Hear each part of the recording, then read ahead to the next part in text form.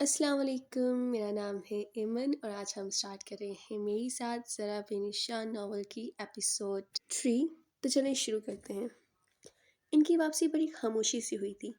आफरीन अब्बास खामोशी से गाड़ी चलाते रहे और वो बाहर की मंजिल देखती रही।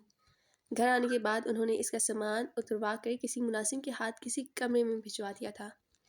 तुम अपना कमरा देख लो, तब तक खाना लग चुका होगा। इसे इनकी बात पर भूख का एहसास हुआ। इस वक्त सहपहर के 4 बज रहे थे और वो 2 बजे यहाँ आई थी। दोपहर का खाना इसने कुछ इज़्तिराब, कुछ बेचैनी में नहीं खाया था, लेकिन अब खाने का नाम सुनकर एकदम इसकी भूख जाग उठी थी। मुलाजिम इसी कमरे में ले आया था। वो कुछ शिशत, कुछ परेशान सी कमरे को देखने लगी थी। मुलाजिम इसका सामान रख कर जा चुका था। अगर ये ख्वाब है सारा अमीन, तो दुआ करो ये ख्वाब बहुत लंबा हो, और अगर ये हकीकत है तो दुआ करो कि ये हकीकत कभी ख्वाब ना बने। इसने खिड़की की तरफ जाते हुए सोचा था। कद आदम खिड़कियों में से बाहर का वसी लॉन अपनी पूरी खूबसूरती के साथ नजर आ रहा था। क्या इस जगह रहना आसान होगा? इसने बाहर से नजर हटाकर कमरे में मौजूद आसाइशों पर एक तशवीश भरी नजर डाली थी। इसे वो सीरीन सदा कमरा याद आया जहाँ इसने अपनी ज़िंदगी के पिछले 24 साल गुजारे थे। इसका दिल चाहा वो भागकर वापस चली जाए। एलिस इन वंडरलैंड, किसने ज़ोर से सिकानों में कहा था।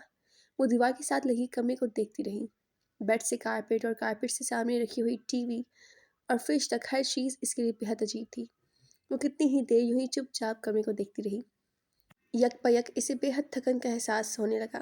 वो बाथरूम का दरवाज़ा खोलकर बाथरूम में आई। चेहरे पर पानी की छींटे मारते हुए सामने वॉश बेसिन पर लगा हुआ आईना इसका अक्स दिखा रहा था। इसकी नज़र बहुत देर तक आईने पर मरकूज रही। आईना पूरे बाथरूम में जो सबसे माया चीज़ दिखा रहा था वो इसका अपना वजूद था। तो सारा एहसास कमतरी का सिलसिला शुरू हो गया है। सो अब तुम क्या करोगी? एक बार फिर किसी ने इसी कानों में कहका लगाते हुए कहा था।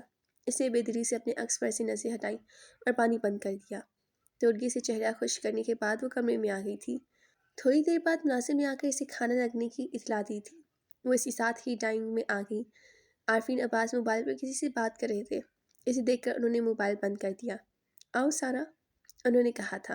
मुलाजिम ने एक कुर्सी खींच दी थी। वो कुछ नर्वस सी कुर्सी पर बैठ गई। इसे वो खाना याद आया जो अपने घर अपनी अम्मी के साथ खाती थी।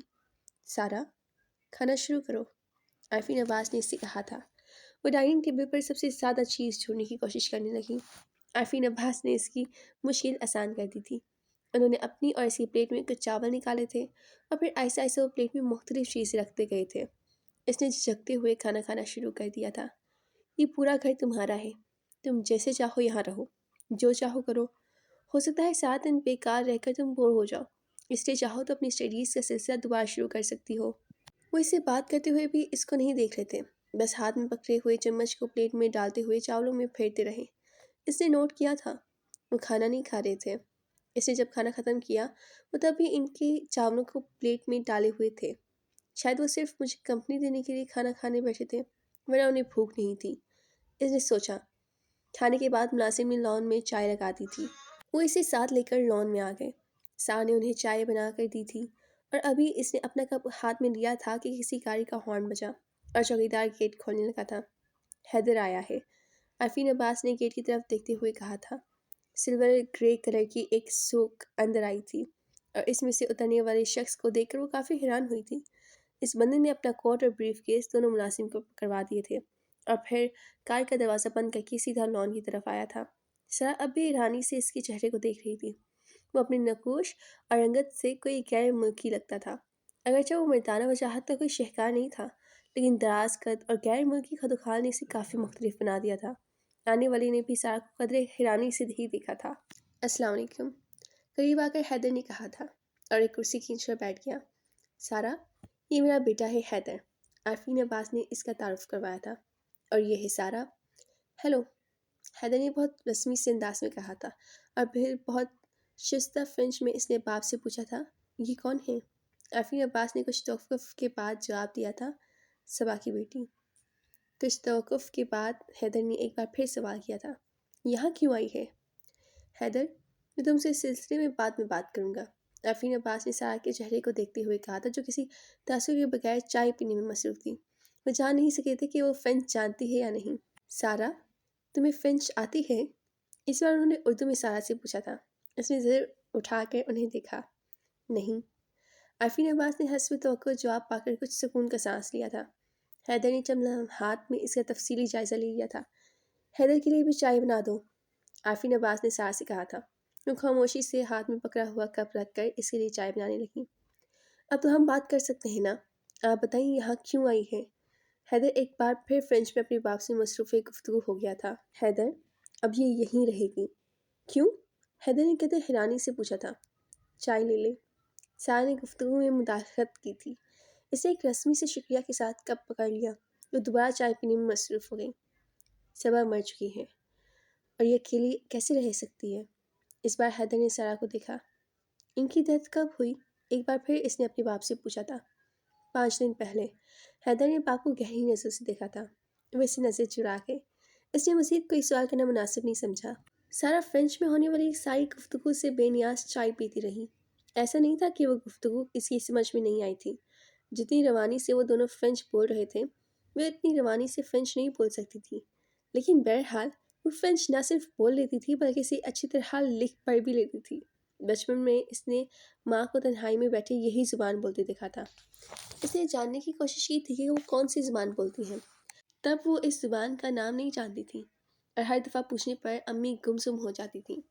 मगर फिर बाज़ दफ़ा वो खुद कलामी में मगन होती और इसका इश्तियाक बढ़ता ही जाता। फिर वो जान गई थी कि अम्मी फ़्रेंच बोलती हैं और इसे शौक़ लगा था, ये ज़ुबान अम्मी को कैसे आती है, और अगर ये ज़ुबान आती है तो फिर और क्या क्या आता है।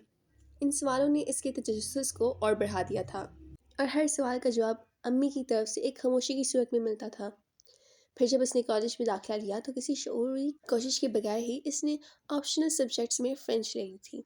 वो अम्मी के इसरार को जानना चाहती थी। वो खुद से क्या बात करती हैं, क्या कहती हैं, क्या सोचती हैं। बहुत आहिस्ता आहिस्ता वो इस काबिल हो गई थी कि अम्मी की बातों को, उनके जुमलों के मफ़हूम को समझ सके। और जब वो ऐसे करने के काबिल हुई तो वो चकरा गई थी। जब बात समझ में नहीं आती तब लगता है कि ज़ुबान जाने के बाद वो बात समझ आ जाएगी। जब ज़ुबान जाने लगी तो इसे यूँ लगने लगा था जैसे वो कभी अम्मी की बातों को समझ ही नहीं पाएगी। इनकी बातों में कहीं भी इनका माज़ी नहीं झलकता था। कहीं भी कोई नाम नहीं आता था सिवाय एक नाम के, अल्लाह। इनकी बातें इसी वली की बातें लगती थीं। न दरवेश ही मगर वो इंसान की बातें भी नहीं थीं, क्योंकि इंसानों की बातों में शिकवा आता है, इनकी बातों में शिकवा नहीं होता था। सारा ने कभी इन पर ज़ाहिर नहीं किया था कि वो फ़्रेंच जाने लगी थी। वो अपनी किताबें हमेशा छुपा कर रखती। इसे अम्मी की खुद कलामी अजीज़ से खुद से ही बात तो करती थी। अगर उनको पता चल गया तो मैं इस आवाज़ से भी महरूम हो जाऊंगी। वो उन्हें खुद कलामी करते हुए देखती और सोचती, और अब यहाँ भी यही हुआ। हैदर ने फ़्रेंच बोलना शुरू की थी और उसने फैसला कर लिया था कि वो उन पर ज़ाहिर नहीं करेगी कि वो ये ज़ुबान जानती थी। बड़ी खामोशी से तीनों ने चाय ख़त्म की थी। फिर सबसे पहले हैदर उठकर अंदर गया। ये आपका अपना बेटा है? सारा ने इसे जाने के बाद इनसे पूछा था।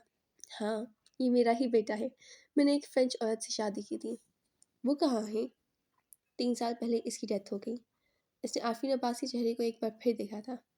मेरी अम्मी ने फ़्रेंच कहाँ से सीखी थी? आफरीन अब्बास ने चौंक कर इसे देखा था। वो बहुत गहरी नज़रों से इन्हें देख रही थी। इसे शौक था। वो इस अधूरे जवाब से मुतमईन नहीं हुई। मैं अपने कमरे में जा रहा हूँ। तुम चाहो तो घर को देख लो या फिर आराम कर लो। वो शायद इसकी और किसी सवाल का जवाब नहीं देना चाहते थे, इसलिए उठकर अंदर आ गए थे। शाम के साए गहरे हो रहे थे। वो उठकर लॉन में फिरने लगी। आफरीन अब्बास ने अपने कमरे में आकर दरवाजे को लॉक कर दिया था। एकदम बेतहाशा थकन इनके असाब पर सवार हो गई थी। दराज में से चाबी निकालने के बाद उन्होंने वार्डरोब खोली थी और इसके अंदर कहीं इसे कुछ एल्बम्स निकाल कर बेड पर आ गए थे। एल्बम खोलते ही वो चेहरा इनकी नज़रों के सामने आ गया था, जिसकी कबर पर कुछ देर पहले वो सारा के साथ फातिहा पढ़कर आए थे। तो बस, दुनिया में तुम सिर्फ 46 साल गुजारने आई थी और मैं खुश हूँ सबा। मैं आज बहुत खुश हूँ कि तुम्हें ज़िंदगी के अजाब से निजात मिल गई। अब कम से कम तुम सुकून से तो होगी। वो इसी तस्वीर पर हाथ फेरते हुए बड़बड़ा रहे थे। यहाँ पे कहते हैं मेरे साथ ज़रा बेनिशान नावल की एपिसोड 3 को ख़त्म। अभी के लिए अल्लाह हाफिज़।